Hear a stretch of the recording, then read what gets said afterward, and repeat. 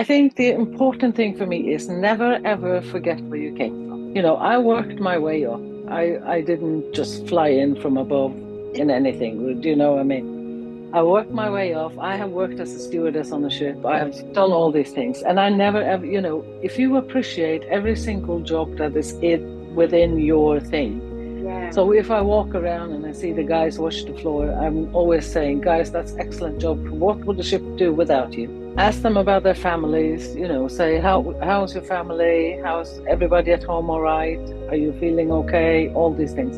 It's about coming to a personal level with each and every person, because that, for me, is the ultimate thing to do it, because I create a connection with them, showing that I trust them and I appreciate them. And when you do that, whatever you send out to the universe, you get back.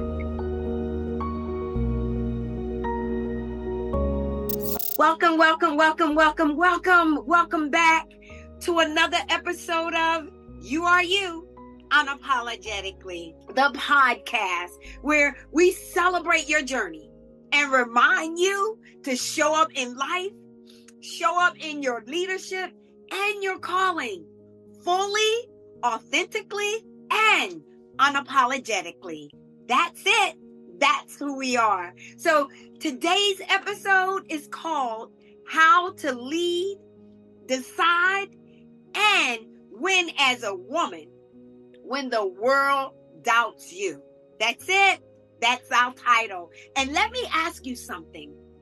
Have you ever walked into a room and felt like you had to prove yourself before you even spoke? Like you had the skill. Heck, you are the skill, right? Like you have the experience, the knowledge, but somehow you still had to convince people you belong there.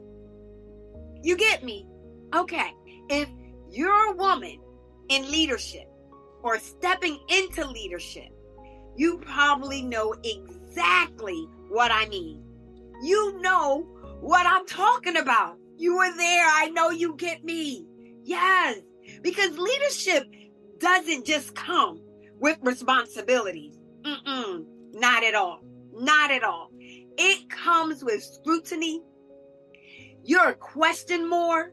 You're second guessed more. You're watched more closely. And sometimes underestimated before you even begin. And that's pressure. It can make you hesitate. It can make you shrink. It can make you doubt yourself. Yes, but here's the truth. Leadership isn't about titles. No, not at all. And don't get it twisted when I say leadership is about clarity. It's about courage. It's about conviction.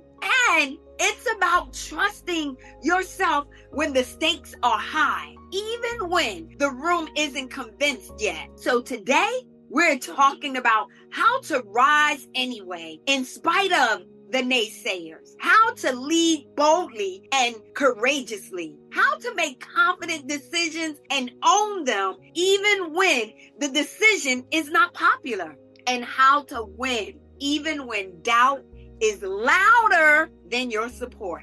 This conversation matters because so many capable women, so many are holding themselves back. Not because they lack ability, not at all, but because they don't see themselves represented. They don't see women who look like them at the top. So they question themselves. They doubt their abilities. They wait for permission. They downplay their voice. But leadership isn't reserved for a certain personality, no, or a certain background, nor is it reserved for a title. Not at all. Leadership, it's built through resilience. No ifs, ands, buts about it. Through experience, through self-trust, and sometimes the very doubt you feel is proof you are stepping into something bigger. It's proof you belong in that position. Yes.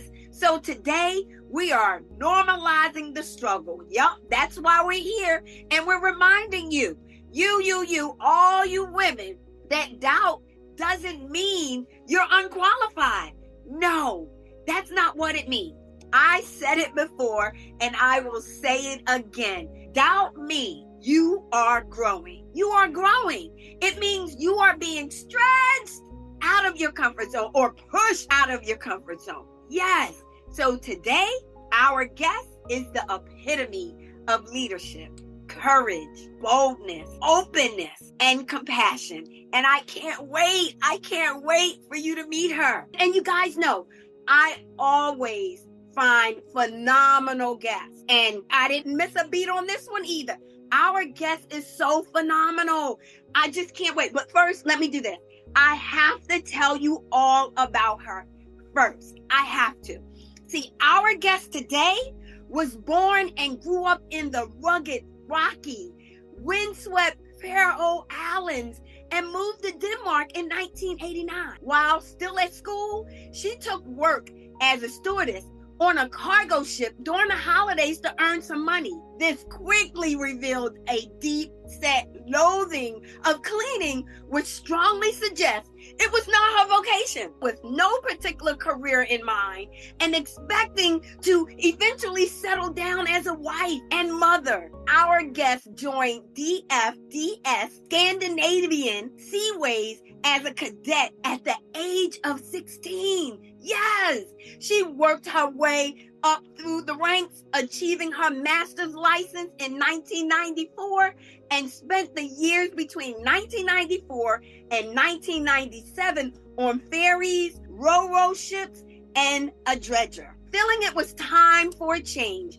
our guest applied to move to the cruise industry and was delighted to be accepted by Cunard, starting on Vista Fjord, and then traveling the world with Seabourn, Princess, and P&O Cruise Lines up to 2009. After working with P&O for a period and having successfully overseen build of Azora, our guest was thrilled to be asked to return to Cunard and join Queen Victoria in August 2010. She said that coming back to Cunard is like coming home. One of her main goals, apart from guests and crew welfare, is focusing on making sure each ship she is on operates as green as possible, using water-saving measures and recycling. Our guest now lives in Svendborg, hope I said that right, Denmark, where she very much enjoys spending leisurely days in her lovely house and garden. Any spare time, she likes to play the saxophone, go to concerts, and make the most of her husband, family, and friends. In particular, loving her role as auntie 6 times over to 2 of her brother's children and spending time with her 4 grandchildren. Please, please, please help me to welcome Captain Inger Klein Thorhauge to You Are You Unapologetically podcast. Thank you, thank you, thank you for being here. Oh my goodness. We're so glad that you're here. Please go ahead, unmute yourself, because we got some talking to do for sure. Okay, so what I normally ask is, I normally ask our guests to share how we met. But because of how we met, I'm just still so excited about it. I just have to share and set the story up. Okay, listeners, it was in December. I was on a cruise, Queen Anne, and I was sailing, and I was told, I was with my husband, because you guys know we're always sailing, we're always cruising. And I was told that there was a woman captain at the helm of the ship. So, of course, I was excited. All right. Fast forward, a couple of days went by, and I said to myself, I'm going to meet her. But I didn't know when, I didn't know how. So, with that being said, oh my goodness, I found myself eating their delicious custard ice cream in the buffet. And I looked over and I saw Captain Inger's back. I saw her, but let me say this. I saw her early in the cruise. She was getting on the ship because at one of the ports, and I think it was in Rotterdam. But she was so far ahead that I couldn't catch up, but that's okay. So I'm in the buffet. She's standing her back to me and she's greeting guests. And so I walked up behind her her not knowing that I was behind her, but as soon as she was finished with the guest, she turned around and guess who she saw? Me.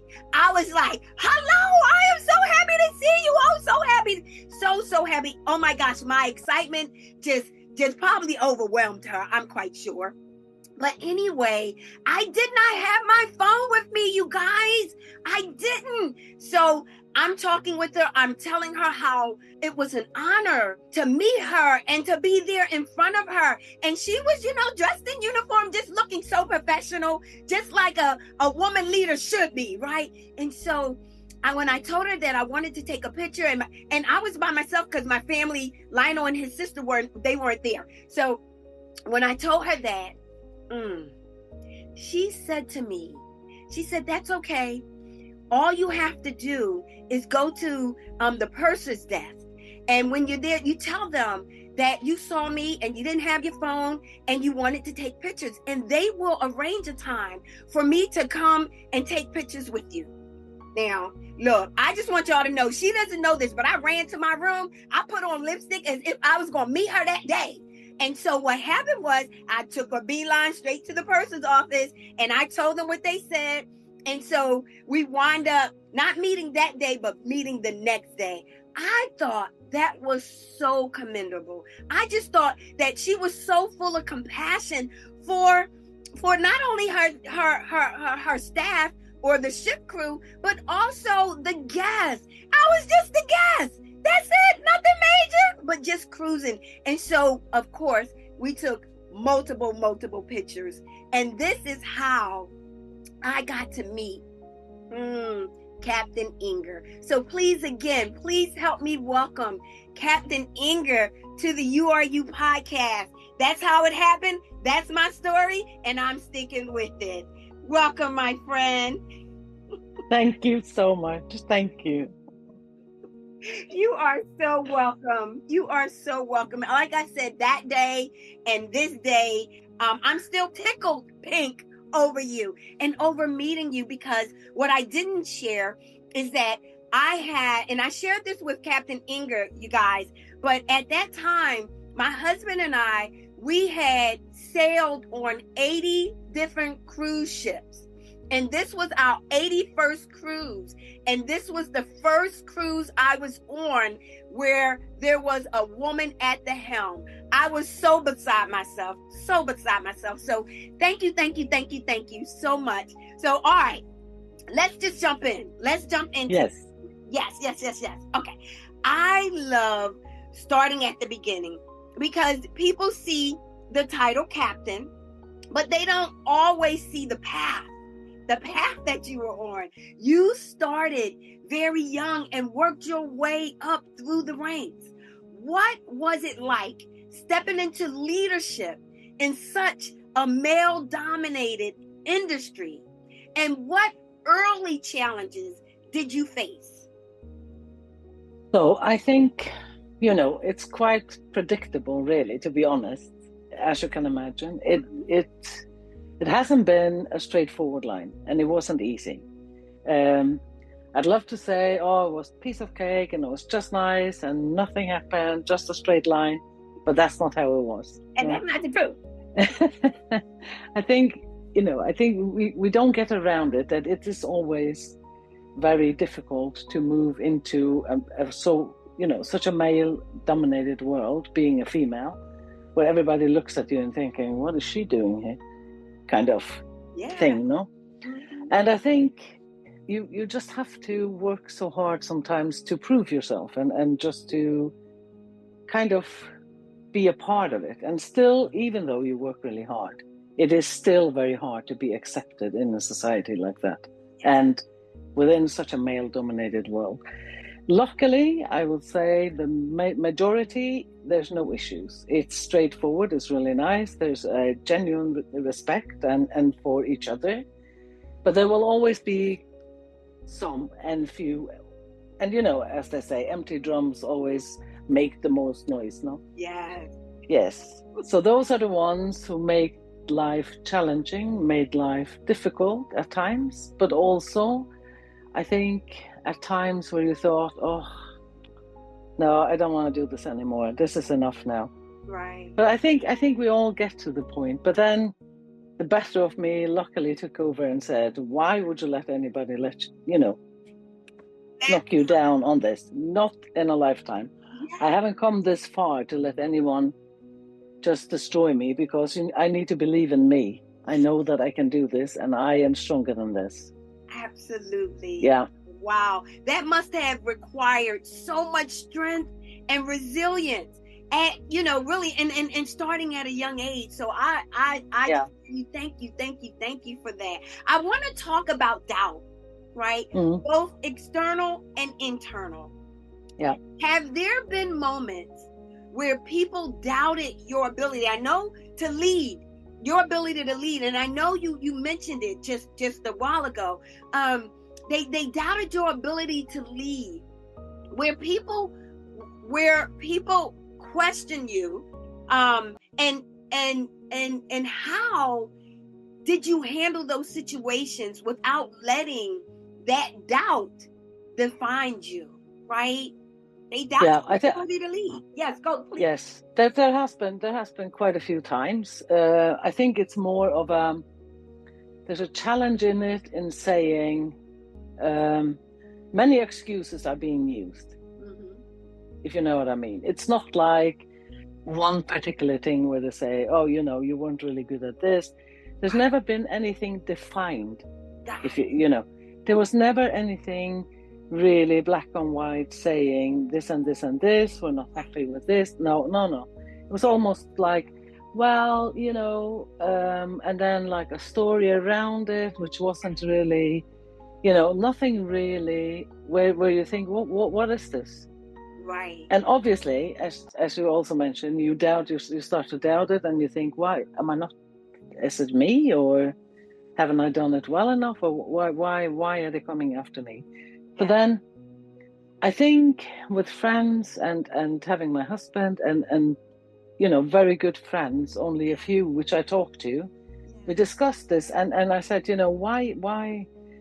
And I think it's just to let it out, let it off your chest, say what you think, and be honest about it, and say, listen, they make me feel like this. This is what I feel like right now. I'm doubting that, why is this happening to me? What's going?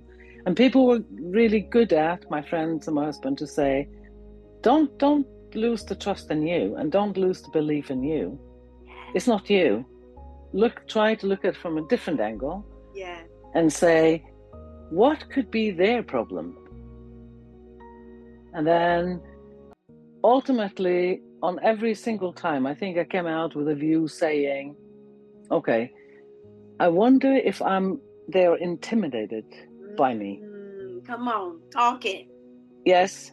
Is that what it is? Is it, are they kind of feeling inadequate because they want something that I'm doing, or come on. Is it yeah, basically where it was. So I've chosen to say, no. If I don't doubt myself before, why should I do just because someone says something? Yes. I know I'm doing a good job. I know I can do my job well enough, and I know that I'm doing a great job. Awesome. So I need to look at it and say, it's their shortcomings. There's something that they are battling with or struggling with that makes them take it out on me. Absolutely. Oh, yeah. Wow. See, thank you so much for that, because I know, I think there's so many women who internalize doubt. Yes. And they start questioning themselves instead of, like you did, the environment, the person, right? And I'm so glad you had that support system where you can bounce off say what you feel and not feel judged in that space. So thank you so much for sharing that. Yeah, because I think women in particular, we are so good at running ourselves down. Yes. We are so good of blaming ourselves. So the minute we get somebody says something, the first thought that goes into our heads is, oh my God, what did I do wrong? Yeah. We need to get over that. We need to turn it the other way and say, hey, listen, I'm doing well enough. Mm-hmm. What makes you do this? Yeah. You obviously have an issue, not me. Exactly. So we need to be better at this, because then there are no limits. to what we can achieve. Absolutely. Absolutely. Thank you so much. And I believe that. And thank you. That is so powerful as well. And empowering. So let me ask, as a ship captain, you make decisions that impact hundreds. Oh no, actually thousands of people, because I was on that ship. And I think that's real pressure, right? So how do you stay calm, confident?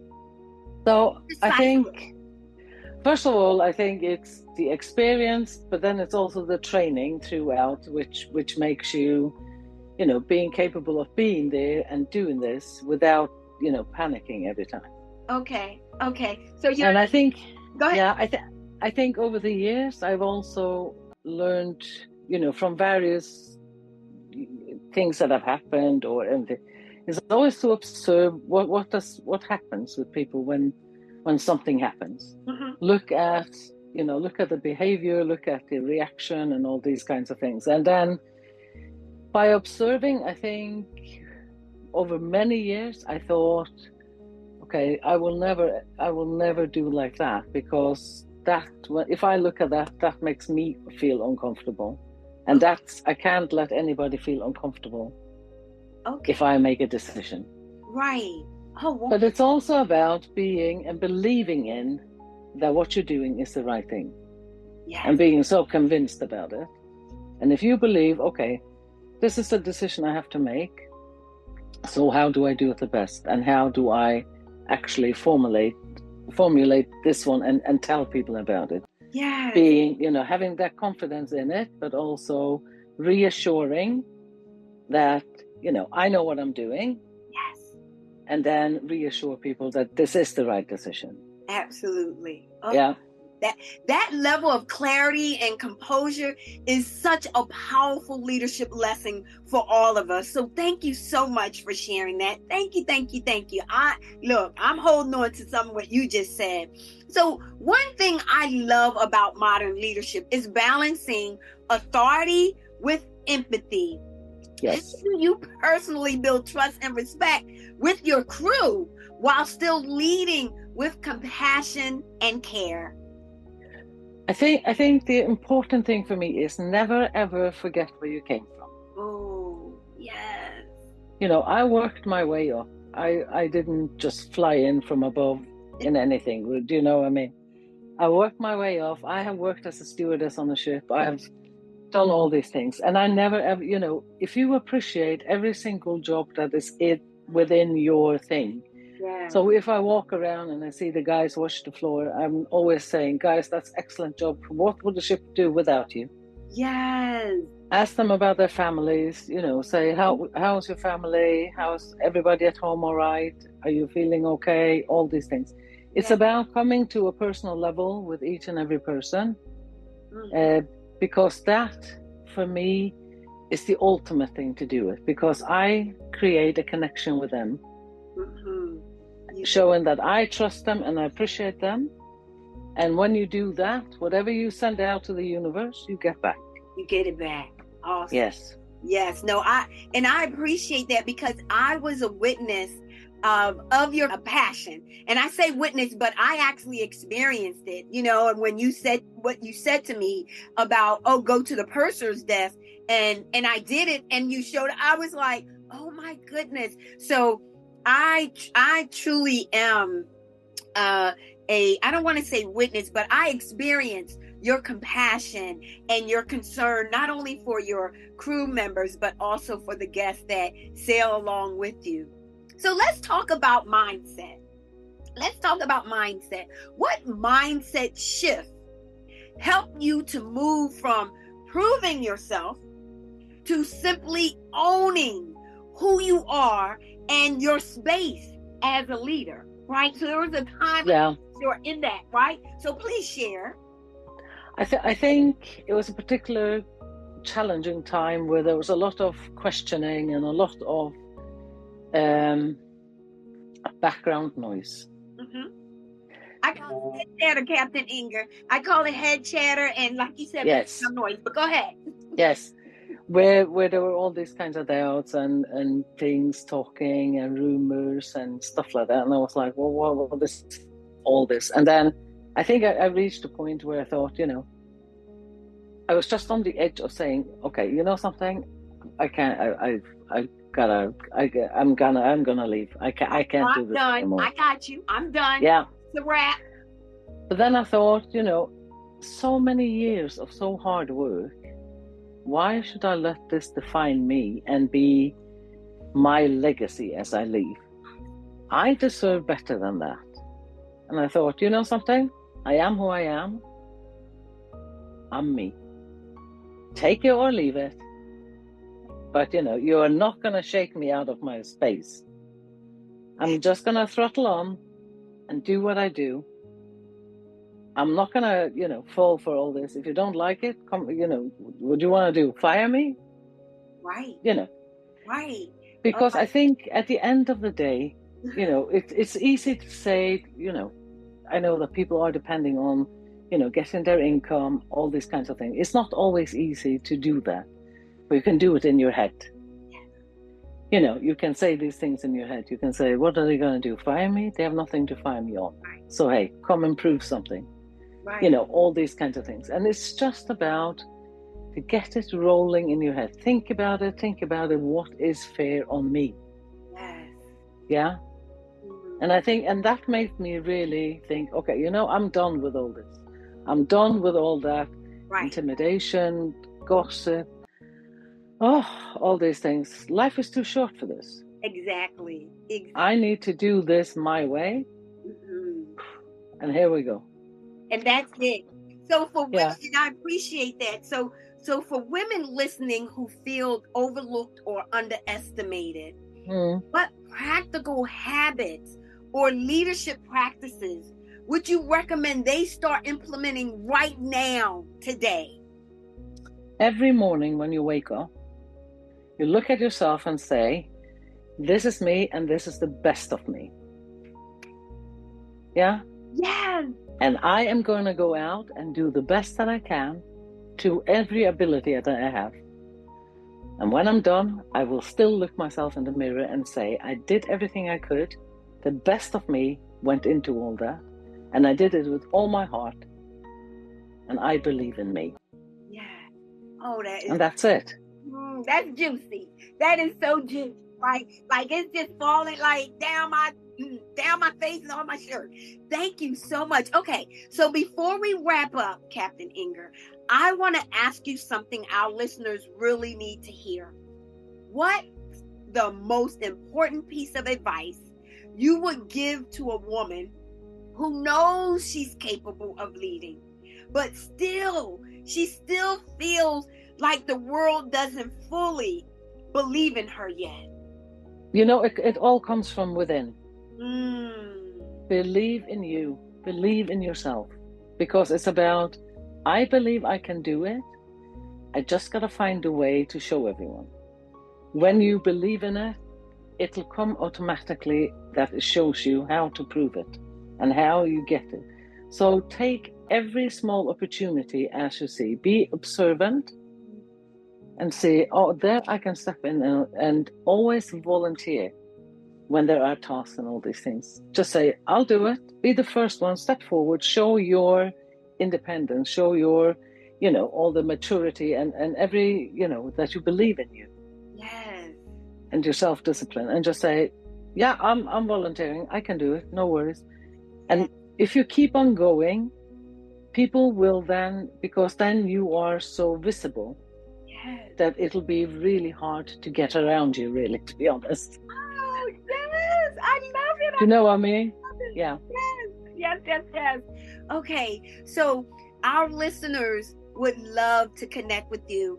I just want to put a little plug in there for Cunard. So she's the captain of a Cunard ship. So if you want to meet her in person, book a cruise on Cunard, but you got to find out where she's at.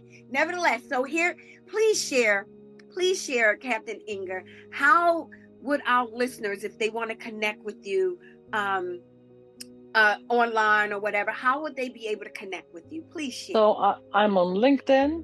I also have Facebook. Yes. And I also have Instagram. Okay. Now, is it Inger Klein Thorhauge? Like, Yeah. okay, Yeah. that's what they need to find. Okay, so Yes. so when we publish the episode, we also do a blog, and so all of the information will be there as well. Yeah. Full names. Yeah. So they can find you on Facebook, Instagram, and LinkedIn. Yes. Perfect. Thank you again and again for being here. Thank you so much. I truly appreciate your compassion to serve, especially serve your guests like me. Thank you for taking the time out of your busy schedule to meet with me on the ship and to meet with me now. I'm truly grateful. And I will definitely, I promise, keep in touch with you. You will see me Please. in person. I promise, on one of those Cunard ships. That's a promise. I promise. Thank you. I really look forward to it. And it's been a great pleasure meeting you. Likewise, my friend. And so until then, bye-bye for now. Oh, my goodness. What a powerful conversation. I know it moved you because I was so moved. Thank you again and again, Captain Inger. We truly appreciate you. Okay, let's recap. How do you lead, decide, right, and win as a woman when the world doubts you? That's what this is all about, right? So, leadership is built through experience, not permission, because you don't need permission. Doubt doesn't mean you're unqualified. I said it before. It means you're growing. That's what it means. Calm decisions come from preparation and self-trust. Empathy strengthens authority. Oh no, I need to say that again. Empathy strengthens authority. And you don't have to shrink to lead. Don't get that twisted either. Because you already belong in the room. You already belong in the room. So, of course, we cannot end this episode without providing action steps for our listeners. That's what we do. So here goes. Here's what I want you to do this week. 1, I want you to speak up once where you normally stay quiet. 2, make a decision confidently without over-explaining, because you don't have to explain. Number 3, remind yourself daily, I do not need permission to lead. I don't, because leadership isn't something you wait for. It's something you step into. And I want you to step proudly and boldly into it. That's what I'm talking about. So, with society's expectations and endless opinions, it is so easy to second guess yourself. It is easy to doubt your leadership abilities. But allow me to remind you that you were never created to play small. Because you are you, unapologetically. And that means when you show up with clarity and conviction, the world will adjust to you. So lead boldly, decide confidently, and trust yourself completely. That's it. So thank you again, Captain Inger. We truly appreciate you for sharing your wisdom today. It was so juicy. Yes. And to everyone listening, do I need to say, if this episode inspired you, share it with a woman stepping into her leadership. Yes. And keep rising, keep trusting, and keep being you unapologetically. Ciao for now.